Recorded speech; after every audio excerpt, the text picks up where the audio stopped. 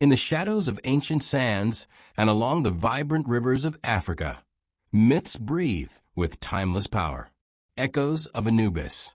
African Myths Reimagined invites you on a journey where the jackal-headed god is not just a guardian of the dead, but a guide through hidden histories and forgotten truths. From the mysteries of the Nile to the spiritual rhythms of the continent, we'll uncover how these legends shape identity, inspire art, and speak to the human soul today.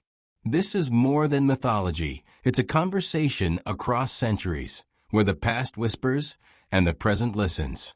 Let's begin. In the shifting sands of Egypt's deserts and the deep memory of Africa's oral traditions, the name Anubis carries weight. His sleek, jackal-headed form stands as one of the most instantly recognizable figures of ancient mythology. But for all the centuries, he has been depicted guarding tombs and guiding souls. Anubis is far more than a funerary god of a long-dead civilization. He is a symbol, a bridge between life and death, seen and unseen, the known and the mysterious. When we speak of the echoes of Anubis, we are not simply invoking nostalgia for ancient Egypt's grandeur. We are recognizing that his story resonates far beyond the Nile Valley, touching ideas and beliefs found across Africa. The myths that shaped him have been told, retold, and reshaped for millennia. And when we reimagine Anubis today, we are not rewriting history. We are uncovering layers of meaning that were always there, waiting for a new generation to hear them. 1. The Jackal at the Gates of Eternity. Anubis first emerges in the historical record around 3100 BCE, during Egypt's early dynastic period. He was known as Inpu or Anpu in the Egyptian language, names that carried connotations of decay, perfume, and royal authority. His jackal form was no accident. Jackals roamed near cemeteries, their presence becoming both a threat to the dead and a natural guardian against spiritual violation. Unlike many gods whose roles changed over time, Anubis's core function remained constant. He was the protector of the dead, the guide of souls, the weigher of hearts. In the weighing of the heart ritual, it was Anubis who placed the deceased's heart on one side of the scale and the feather of Ma'at truth on the other. A heart too heavy with sin would be devoured by Ammit, the monstrous eater of souls. A heart light enough would enter the eternal paradise of the field of reeds. In a modern lens, Anubis embodies a profound moral principle, that every action in life has weight. Death in his mythos is not an ending, but a test. 2. Anubis beyond Egypt, Pan-African Echoes. It is tempting to view Anubis as an isolated figure of Egyptian religion, but the deeper we dig, the more we see that his archetype, the guardian between life and death, appears across Africa in various forms. In Dogon mythology of Mali, the figure of the pale fox, Urugu, is linked to the liminal space between order and chaos. Much like Anubis, stands between life and afterlife. In some Nubian traditions, guardian spirits protect burial grounds, much like jackal-headed Anubis did in Egypt. In parts of West Africa, stories of hunters and animal spirits emphasize a guide who knows the paths between the worlds of the living and the ancestors. These shared traits suggest that the idea of Anubis, the psychopomp, the death guide, is not purely Egyptian, but part of a wider African consciousness about mortality, morality, and memory. 3. The Art of Death. Anubis as cultural symbol. Anubis's presence in tombs, sarcophagi, and temple walls was not merely decorative. The ancient Egyptians believed images carried power. Depicting Anubis was, in a sense, inviting his protection. His long snout, upright ears, and black fur, symbolizing both decay and rebirth, communicated the full cycle of life and death. But even more, his imagery told a story. The black color was not the natural color of a jackal, but represented fertile Nile soil, life emerging from death. His gaze was steady, neither cruel nor comforting, symbolizing the impartiality of judgment. His form was often shown in motion, walking beside the soul, suggesting companionship in the transition rather than abandonment. Today, this visual language still resonates. In modern African art, Anubis appears in street murals, sculptures, and fashion, reinterpreted not as a relic, but as a living motif of resilience, transformation, and cultural pride. 4. Reimagining the myth, Anubis in the modern world. To reimagine Anubis is to allow his ancient symbolism to speak into our contemporary challenges. Imagine a storyteller in Lagos or Nairobi creating a graphic novel, where Anubis is not a static god, but a cosmic traveler navigating both ancestral realms and the chaos of modern cities. In this reimagining, he might guide lost souls of migrants who died crossing deserts or seas, stand at the threshold of cultural identity, weighing not just hearts, but truths distorted by colonial history, protect sacred lands from exploitation, acting as a spiritual guardian against forces that would strip them bare. This is not sacrilege, it is myth's natural evolution. Myths are living stories, and every generation must find its own reflection in them. In this light, Anubis is not just Egyptian heritage, he is African heritage, global heritage, and a reminder that death is not the enemy, but part of a greater cycle. 5. The psychological dimension. Why Anubis still speaks. On a psychological level, Anubis embodies what Carl Jung would call the psychopomp archetype, the guide of souls, the mediator between conscious and unconscious realms. In dreams and myths, this figure often appears when we are facing profound change, loss, or personal transformation.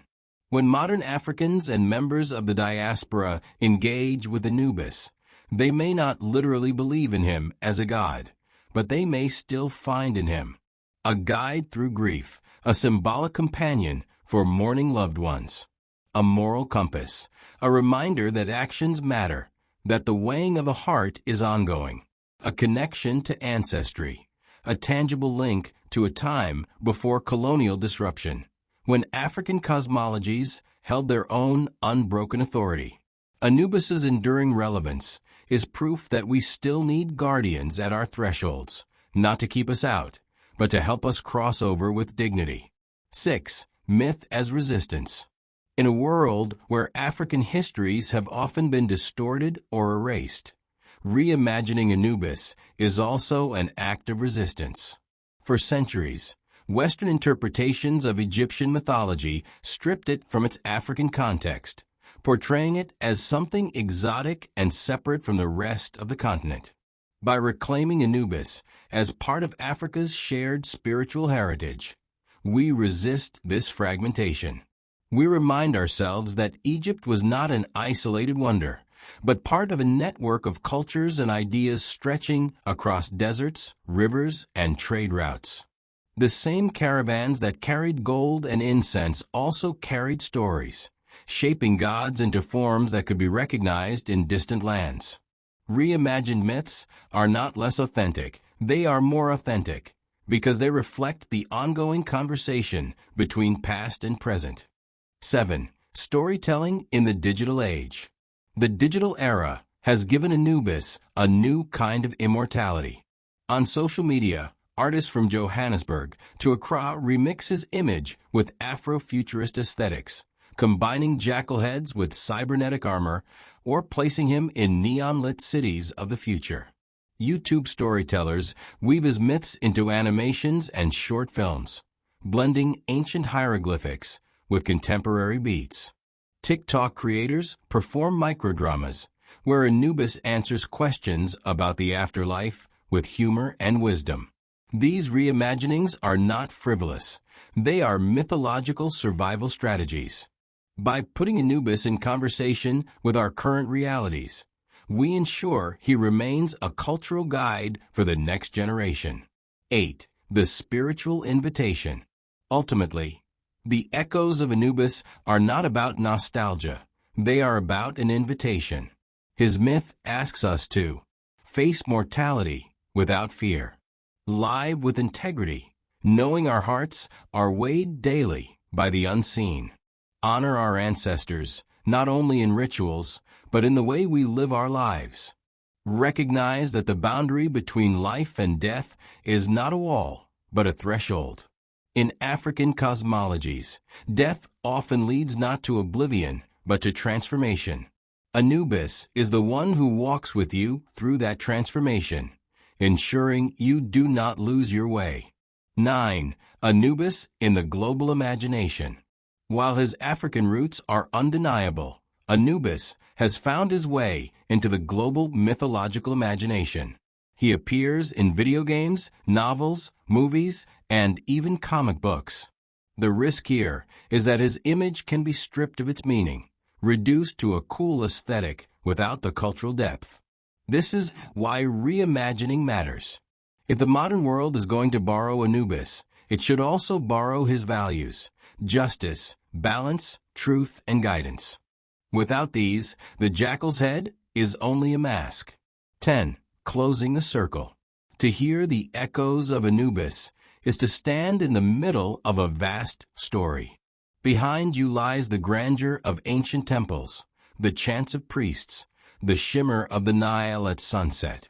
Ahead of you lies a future where African myths are not museum pieces, but living voices, speaking into art, politics, spirituality, and personal identity. Anubis is not calling us back to the past. He is calling us to carry the past forward. He is the shadow at the edge of our vision, the steady guide at the world's thresholds, the reminder that death is not the end, but the beginning of a new chapter. When we let the echoes of Anubis guide us, myths as living rivers. When we let the echoes of Anubis guide us, we discover that myths are not fragile relics to be preserved in glass cases. They are rivers. They flow, they shift, they carve new paths through time. And like the Nile that gave birth to his earliest stories, Anubis's myth nourishes all who drink from it, whether they come as historians, artists, believers, or simply seekers of truth. This statement is more than poetic. It is a map for how to approach mythology itself. It challenges us to stop treating myths as brittle artifacts, frozen in the past, and instead see them as dynamic forces that adapt, renew, and reshape our understanding of life. And Anubis, the jackal-headed guide of souls, becomes our perfect companion in this journey, because his very nature is about crossing boundaries, moving between realms, and guiding us through transitions. 1. Myths are not museums. The common modern mistake is to treat myths like museum pieces. We place them in carefully lit glass cases, annotate them with dates and interpretations, and then keep them at a safe distance. They are to be observed, not lived. This is where the metaphor of the river disrupts that thinking. A river is not static. It is always in motion. If you step into it twice, you are not stepping into the same water. It has already flowed downstream, carrying with it silt, life, and memory. Anubis's myth is a perfect example. The Egyptians of the Old Kingdom saw him one way, the primary god of the dead. By the New Kingdom, his role shifted as Osiris took center stage, yet Anubis still acted as the embalmer and the judge's assistant.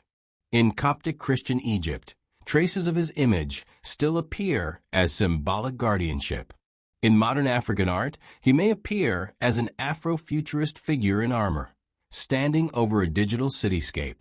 The myth moves like water, finding new channels without losing its source. 2. The Nile as the first teacher. The choice of the Nile as the metaphor's anchor is no coincidence. The Nile was the lifeblood of ancient Egypt, its floods both feared and revered, its currents carrying not only water, but ideas, trade, and stories. For the Egyptians, the Nile's seasonal rhythms were like the rhythms of life and death. Inundation, the river floods, covering the land in fertile silt, much like the spiritual renewal after death. Emergence. The waters recede, crops grow, and life returns, mirroring the soul's emergence into the afterlife. Drought. The waiting season, where survival depends on the wisdom stored from past abundance, like the moral preparation for one's judgment in the Hall of Ma'at.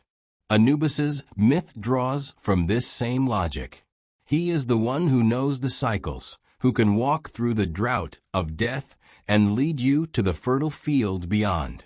Just as the Nile was never just water, Anubis is never just a god of the dead. He is the current that carries you through transformation. 3. The flow of myth through time. If myths are rivers, they will inevitably change course. A story may dry up in one region and reappear in another, fed by underground springs of memory and cultural need. For example, in pharaonic Egypt, Anubis is depicted as a divine embalmer, intimately involved in mummification. In Nubia, his traits blend with local spiritual guardians of graves and holy places.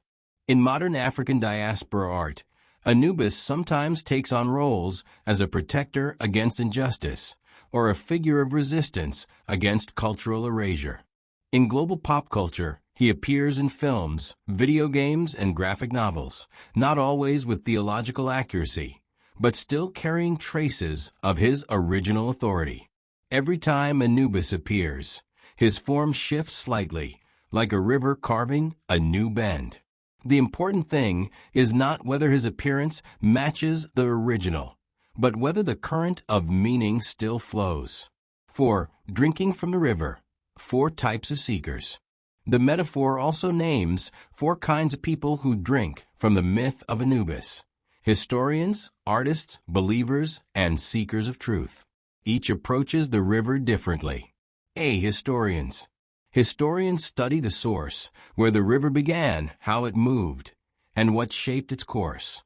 They examine the earliest depictions of Anubis, trace his linguistic evolution from Inpu to the Greek Anubis, and reconstruct the rituals in which he played a role. For them, drinking from the river means preserving its origin story, understanding the cultural landscape it flowed through. B. Artists. Artists stand at the riverbank, looking for reflections. They see Anubis's long snout mirrored in modern symbols, his black fur blending with shadows of city streets. They dip their hands in and paint, sculpt, film, or design with the water they scoop up. For them, the myth is not fixed. It is clay, pigment, movement. They reshape the river's imagery into new channels. See believers. For believers, the river is sacred water. They step into it for cleansing, blessing, and connection. Whether through neo-pagan revivals of Egyptian religion or African spiritual practices that honor ancestral guardians, Anubis becomes part of living faith. For them, the river is not to be studied from afar, but entered with reverence. D. Seekers of truth. Seekers of truth are those who care less about the exact historical form of Anubis and more about what his story reveals about life, death, and morality. They ask, what does the weighing of the heart mean for me today? For them, the river is a mirror for self-discovery. The myth is a tool for transformation. 5. The river's hidden currents. Rivers have undercurrents, movements beneath the surface that carry sediment and shape the land without being immediately visible. In mythology, these are the subconscious truths embedded in the story. Anubis's myth carries several such undercurrents. Justice is impartial. The jackal god does not favor kings over commoners. All hearts are weighed equally. Death is part of life. His calm demeanor reassures that death is a transition, not annihilation. Guidance is necessary. No soul crosses the threshold alone. Even in death, community exists. These truths are not tied to ancient Egypt alone. They resonate across cultures and eras.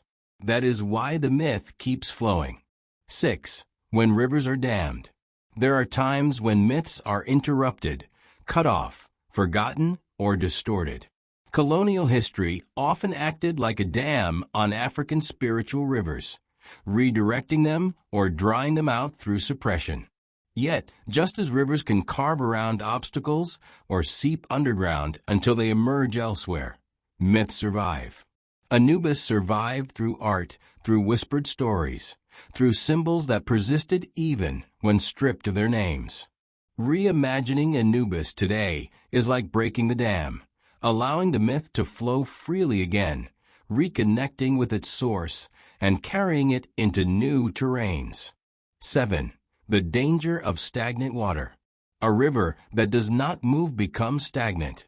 Likewise, a myth that is never retold, never reinterpreted, risks becoming irrelevant.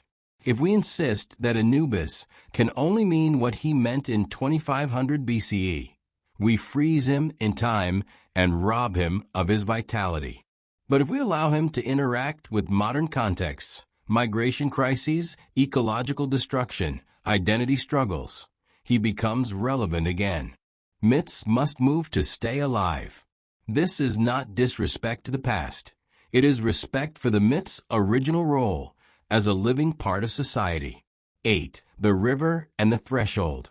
Anubis stands at thresholds, between life and death, mortal and divine, past and future. Rivers themselves are thresholds. You must cross them to reach new lands, and they mark the boundaries between regions. To let the echoes of Anubis guide us is to accept that life is full of thresholds. Each change, birth, love, loss, new beginnings, requires crossing. And like a river crossing, it is not without risk. Anubis's myth teaches that you do not have to cross alone, and that what waits on the other side is shaped by the heart you carry. 9. Carrying the water forward. When you drink from a river, you take part of it with you. Myths work the same way. Once you let them in, they shape how you see the world. To carry Anubis's water forward means living with integrity, so your heart is light when weighed, protecting sacred spaces, whether they are physical burial grounds or cultural traditions, acting as a guide for others, especially in times of transition.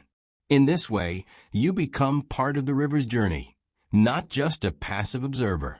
10. The endless flow. The most beautiful truth about rivers is that they have no real end. Even when they meet the sea, their waters join a larger cycle. Evaporation, rain, streams, and back again. Anubis's myth, too, is part of a larger cycle. It connects to other African guardian figures, to other global psychopomp archetypes, to our universal human need to make sense of death. The echoes of Anubis are not bound to one culture or century. They flow into every place where people ask, what happens when we die? Who will guide me? How should I live so I am ready? When we let the echoes of Anubis guide us, we step into a river older than history. We feel its currents pull us toward questions we might have been avoiding. We see its waters reflecting both the stars above and the depths below. We hear its rush and know that it has carried countless souls before us. Anubis does not ask us to worship him. He asks us to walk with him, to listen to the flow of the story, and to remember that every ending is just a bend in the river. And as long as we keep telling his story, as long as historians trace its source, artists reshape its images, believers honor its sacredness, and seekers drink from its wisdom, the river will keep flowing. The Nile will rise again. The jackal will walk the banks, and the myth will nourish all who thirst for truth. The echoes of Anubis remind us that myths are never truly dead. They walk beside us, shaping how we see life, death, and the journey in between. Echoes of Anubis. African Myths Reimagined is more than a look at the past. It's an invitation to carry these stories forward, to let them breathe in our art, our dreams, and our communities. If these tales stirred something within you, share them, speak them, and keep them alive. Don't forget to like, subscribe, and join us for more journeys into the world where legend and life meet. Until next time, keep listening to the echoes.